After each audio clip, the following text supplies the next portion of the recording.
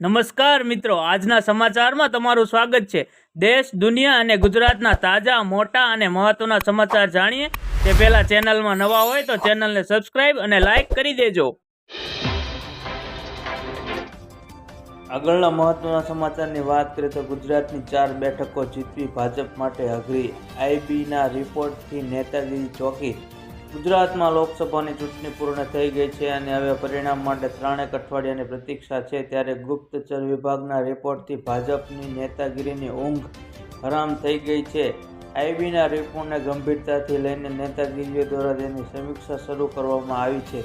ભાજપના જ માહિતીગાર સૂત્રોની વાત માનવામાં આવે તો આઈબી દ્વારા એવો રિપોર્ટ આપવામાં આવ્યો છે કે ગુજરાતમાં બનાસકાંઠા, સાબરકાંઠા, પાટણ અને જામનગરની બેઠકો ભાજપ માટે લોઢાના ચણા ચાવવા જેવી બની શકે તેમ છે।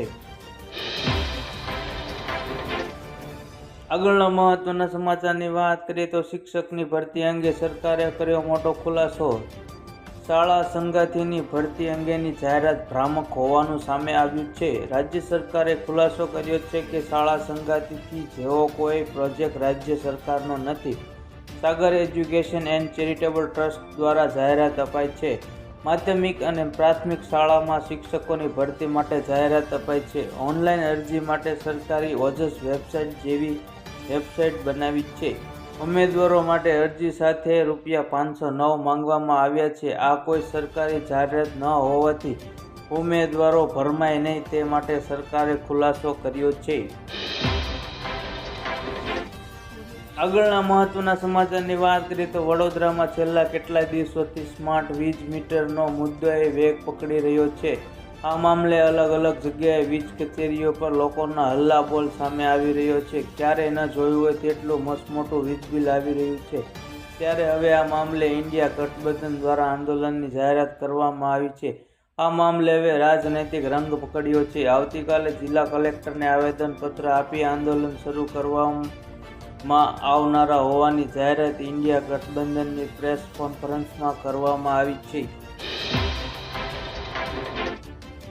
આગળના મહત્વના સમાચારની વાત કરીએ તો દેશની સૌથી મોટી બેંકોમાંની એક સ્ટેટ બેંક ઓફ ઇન્ડિયાએ બુધવારે ફિક્સ ડિપોઝિટ પરના વ્યાજ દરોમાં વધારો કર્યો છે। બેંકે દરોમાં 75 બેસિસ પોઈન્ટ સુધીનો વધારો કર્યો છે। આ વધારો 15 મેથી અમલમાં આવ્યો છે। જો તમે આજે એફડી કરી છે તો તમને તેનો લાભ પણ મળશે। આ વ્યાજ દર 45 દિવસથી વધુની એફડી પર વધારવામાં આવ્યો છે। બેંકે ₹2 કરોડ સુધીની એફડી અને બલ્ક એફડી પરના આ વ્યાજ દરોમાં વધારો કર્યો છે। વ્યાજ દરો ખૂબ વધી ગયા છે। એસબીઆઈ 46 દિવસથી 179 દિવસની મુદત માટે વ્યાજ દરમાં 75 બેસિસ પોઈન્ટનો વધારો કર્યો છે। પહેલાં વ્યાજ દર 4.75% હતો, જે હવે વધીને 5.50% થયો છે। આગળના મહત્વના સમાચારની વાત કરીએ તો સ્કોલરશિપ મળતી હશે તો પણ વિદ્યાર્થીનીઓને નમો લક્ષ્મી યોજનાનો લાભ મળશે। ગુજરાત માધ્યમિક અને ઉચ્ચતર માધ્યમિક બોર્ડ અને કેન્દ્રીય માધ્યમિક શિક્ષણ બોર્ડ ધોરણ 9 થી ધોરણ 12 સુધીની વિદ્યાર્થીઓને કુલ 50,000ની સહાય આપવામાં સરકારે જાહેરાત કરી હતી। તેનું અનુસંધાને શિક્ષણ વિભાગે જાહેર કર્યું છે કે રાજ્ય સરકારે કે તેની અનુદાતી માધ્યમિક અને ઉચ્ચતર માધ્યમિક શાળાઓમાં અભ્યાસ કરતી વિદ્યાર્થીઓને આ સહાય અપાશે।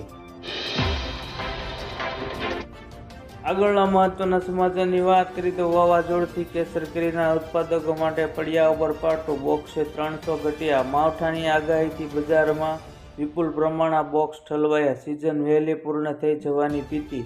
ગીર પંથકમાં કમોસમી વરસાદ, વાવાઝોડાને લઈ પ્રખ્યાત કેસર કેરી પકવતા ખેડૂતો ચિંતિત જોવા મળી રહ્યા હતા। જો વરસાદ પડે તો ખેડૂતોના હાથમાં આવેલા કોળિયા ઝૂંટવી જાય તેમ છે। વરસાદની ભીતિને પગલે કેસર કેરીના બગીચામાં ખેડૂતો દ્વારા પૂરા જોશમાં હાર્વેસ્ટિંગ શરૂ થયું છે, જેને લઈ માર્કેટમાં કેસર કેરી વિપુલ પ્રમાણમાં આવતા ભાવો પણ તૂટ્યા છે।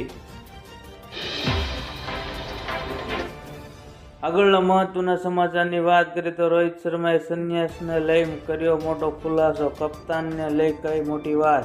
આઈપીએલ 2024 બાદ ભારતીય ટીમ T20 વર્લ્ડ કપ 2024 માટે રવાના થશે।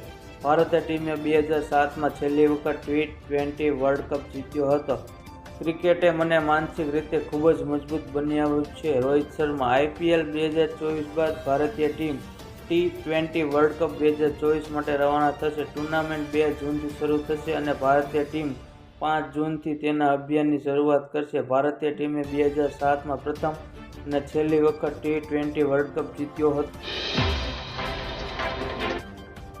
આગળના મહત્વના સમાચારની વાત કરીએ તો નારોલમાં ફાર્મા ફેક્ટરીમાં બોઇલર બ્લાસ્ટ, 6 શ્રમિકો ઘાયલ. અમદાવાદના નારોલ વિસ્તારમાં ફાર્મા ફેક્ટરીમાં બોઇલરને બ્લાસ્ટ થયું હતું, જેમાં 6 શ્રમિકો ઘાયલ થયા છે, જેમની સારવાર માટે હોસ્પિટલ ખસેડવામાં આવ્યા છે.